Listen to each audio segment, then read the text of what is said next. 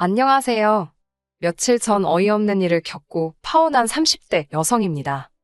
결혼을 약속했던 남자친구와는 소개팅으로 만나 1년을 사귀었습니다.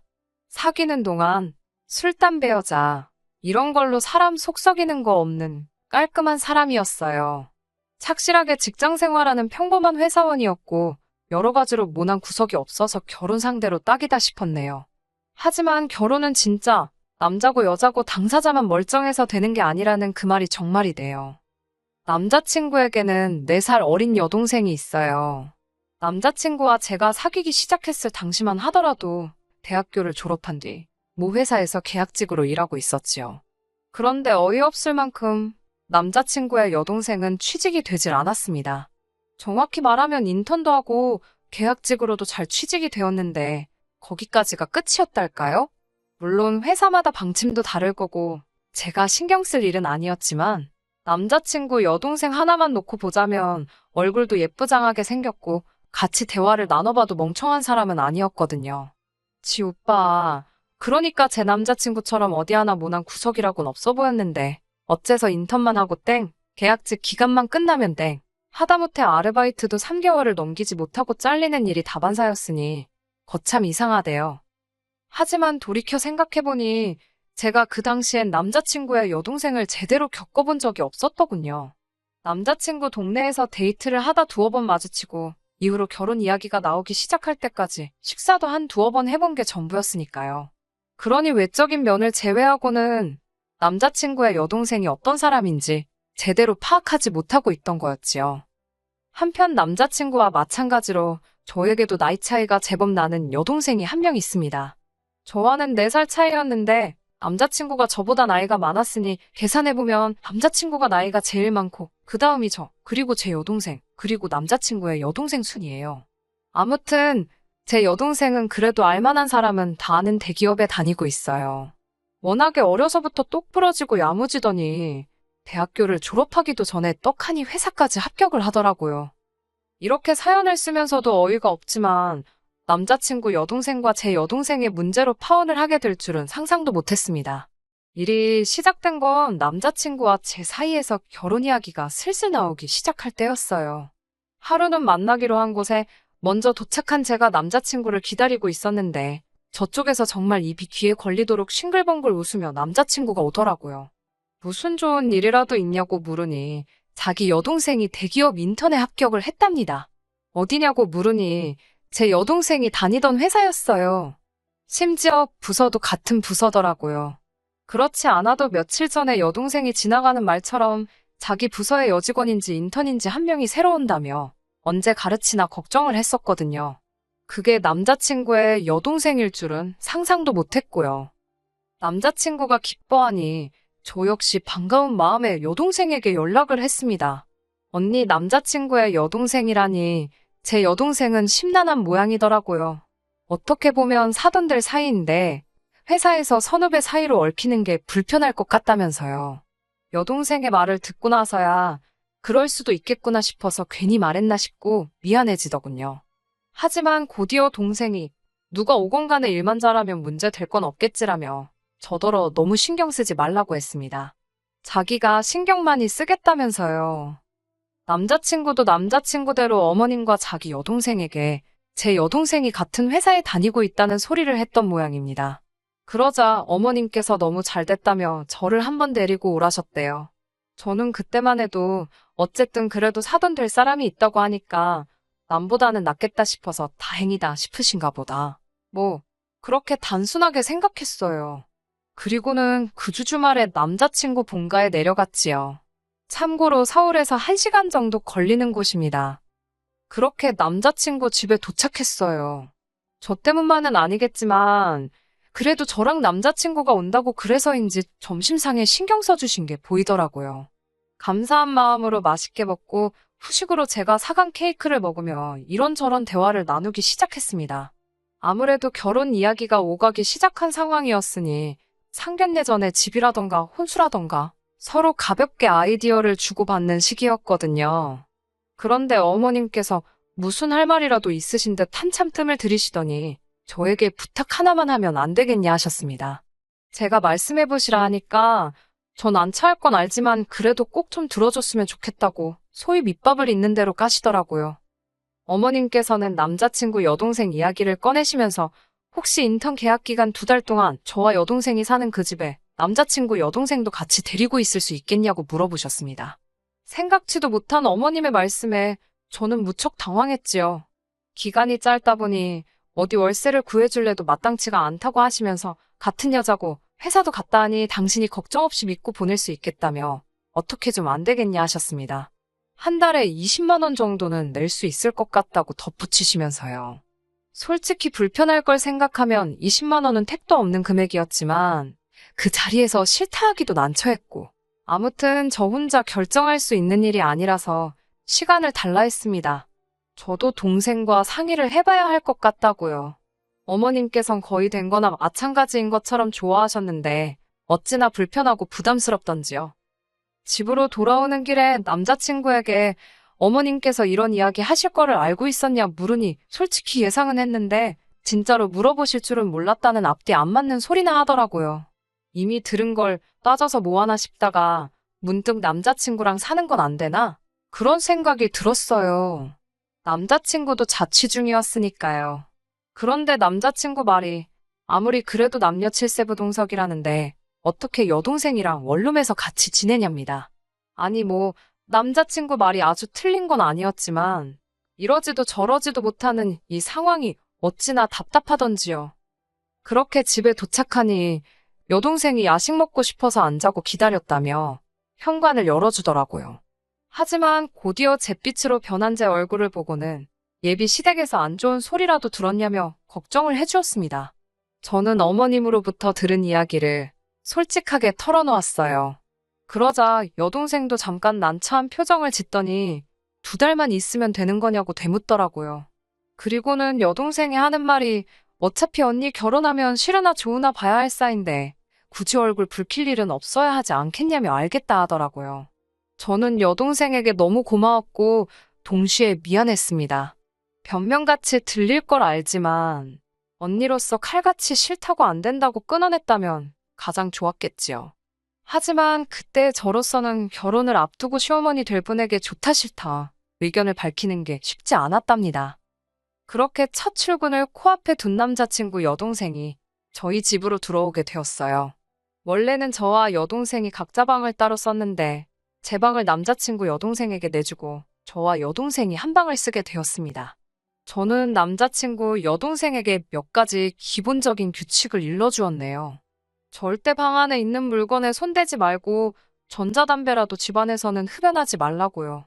야근이 잦은 제 동생은 정말 집에서 거의 잠만 자다시피 하기 때문에 그 시간만큼은 조용히 해줘야 한다는 것도요. 정말 기본적이고 상식적인 것들 뿐이었어요.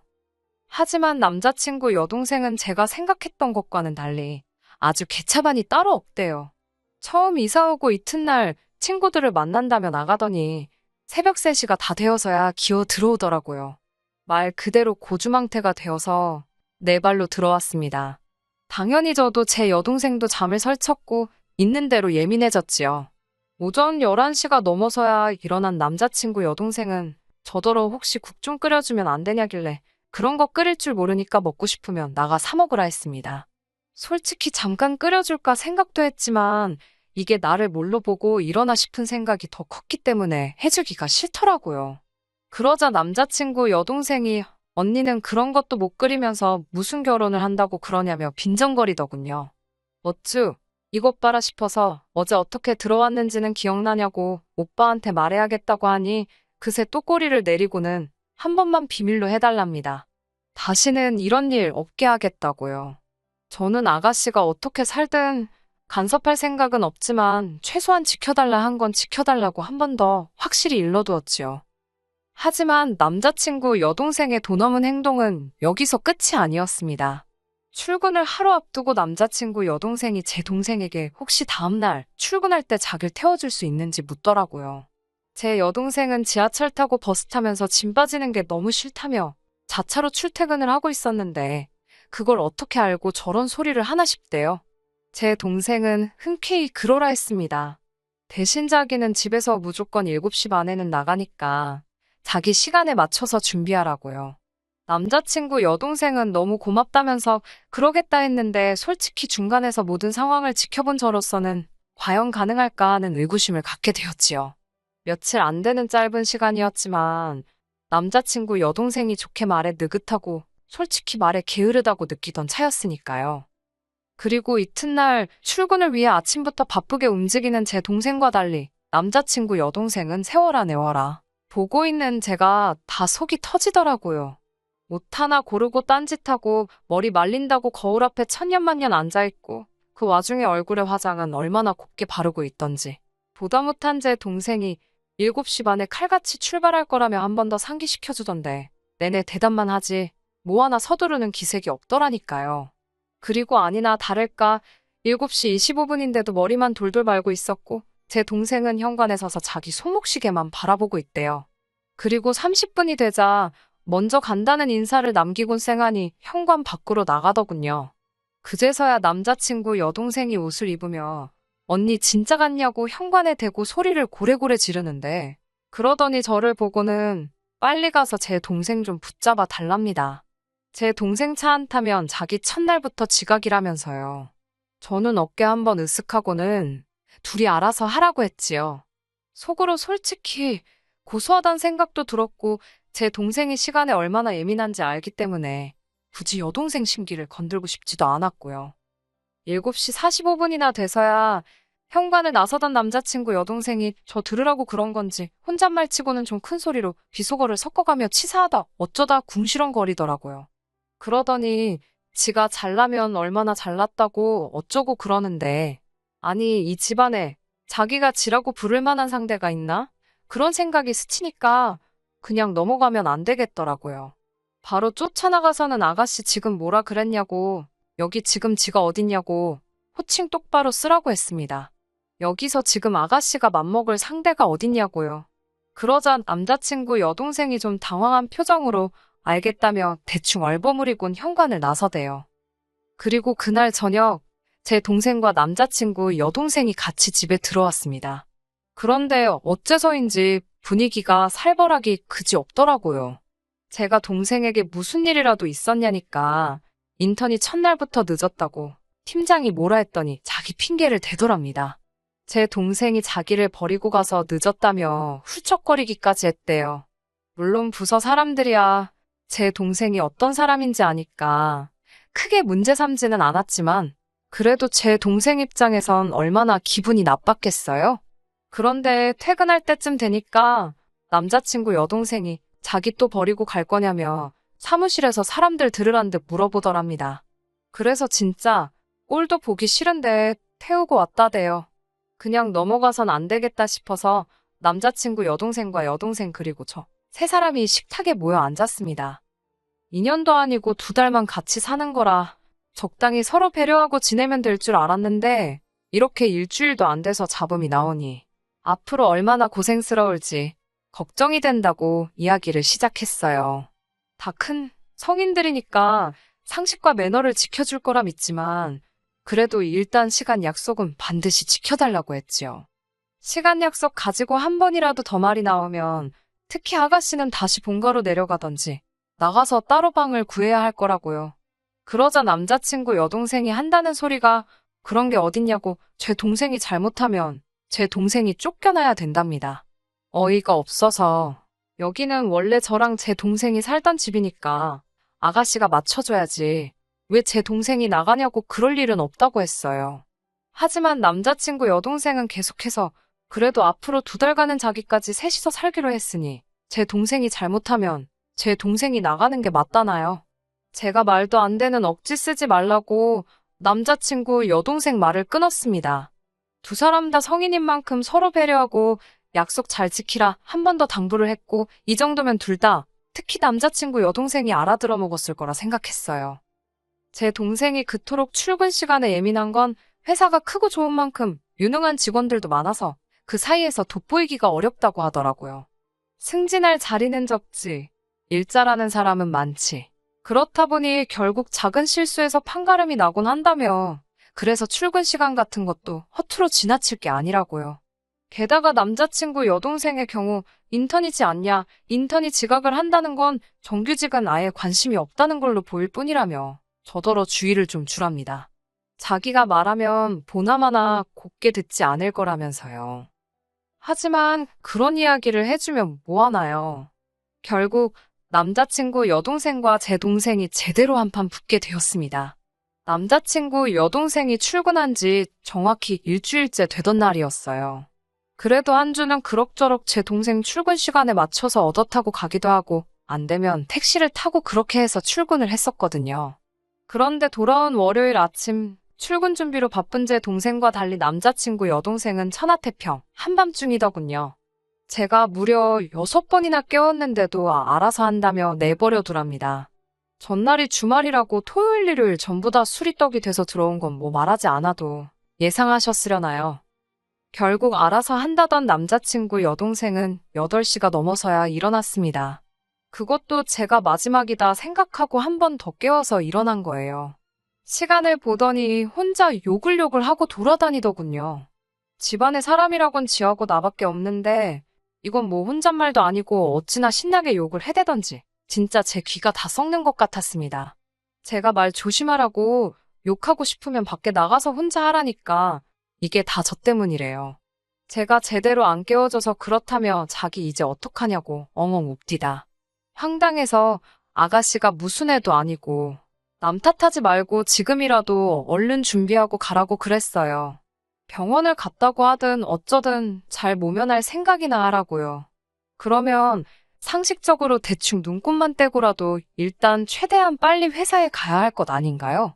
그런데 그 와중에 30분씩 샤워를 하고 얼굴에 그림 그릴 거 다 그리고 보는 제가 다 속이 터지더라고요.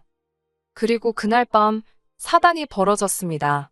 제 여동생 혼자 퇴근했길래 남자친구 여동생은 같이 안 왔냐니까 모른답니다. 그러면서 저더러 그거 완전 또라이라고 욕을 하더라고요. 둘이 또 싸웠나? 애들도 아니고 진짜 왜 이러나 싶고 처음부터 같이 못 산다고 했어야 하는데 이게 다 제 탓 같더군요. 그런데 저녁 9시가 다 되어갈 무렵 남자친구 여동생과 생각지도 못한 한 사람이 같이 집 안으로 들어왔습니다. 어머님이셨어요. 어머님께서 제 여동생을 보더니 어른이 왔는데 인사도 할 줄 모르냐며 아가씨가 우리 딸을 그렇게 무시하고 그랬냐고 삿대질을 해대시더라고요. 놀란 제가 동생 앞으로 나서서는 이게 무슨 행동이냐고 따졌습니다. 왜 남의 동생한테 그러시냐 하니까 니네 둘이 편먹고 우리 딸 괴롭혔냐며 소리를 빽 지르시는 거예요. 어이가 없어서 그게 무슨 소리냐니까 애 출근해야 되는데 깨워주지도 않고 이것도 못하게 하고 저것도 못하게 하고 출퇴근 시간에 일부러 떼놓고 다니고 유치하답니다. 그러면서 제 동생더러 인물도 없는 게 못생겼으면 착하게나 살라나요? 어이가 없어서 어디 말씀을 그렇게 하시냐고 받아쳤습니다. 어머님 딸은 그렇게 인물이 좋아서 취직도 하나 못하고 여기저기 전전하느냐고 받아치니 한 대 당장 칠 기세로 손을 쳐드시더라고요.